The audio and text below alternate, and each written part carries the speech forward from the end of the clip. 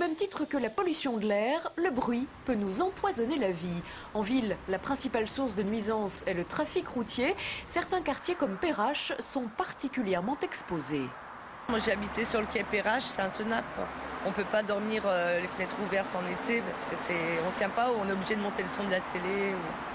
C'est vraiment, ouais, c'est pas facile. J'ai déménagé, ça résout le problème, ouais. Engagé dans la lutte anti-bruit depuis déjà plusieurs années, le Grand Lyon vient de se doter d'un nouvel outil, une cartographie de l'environnement sonore. Disponible sur Internet, elle recense toutes les nuisances rencontrées dans chaque commune de l'agglomération.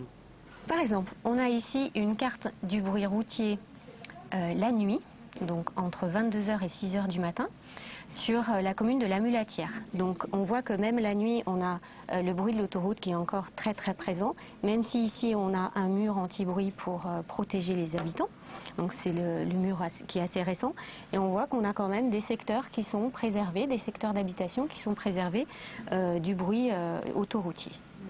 Une fois le diagnostic établi, il s'agit bien sûr de passer à l'action pour lutter contre ces nuisances. Parmi les mesures les plus efficaces, les fameux murs anti-bruit, comme celui de la Mulatière, mais aussi les dispositifs de régulation du trafic. Réduire la vitesse surtout, c'est très efficace au niveau du bruit de l'environnement.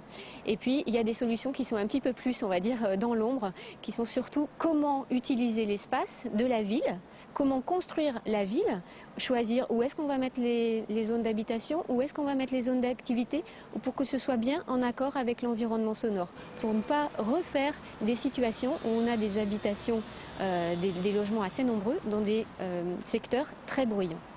Cette cartographie du bruit sera remise à jour tous les 5 ans. L'objectif est d'améliorer peu à peu l'environnement sonore des Grands Lyonnais. Voilà ce qui nous attend peut-être dans quelques années.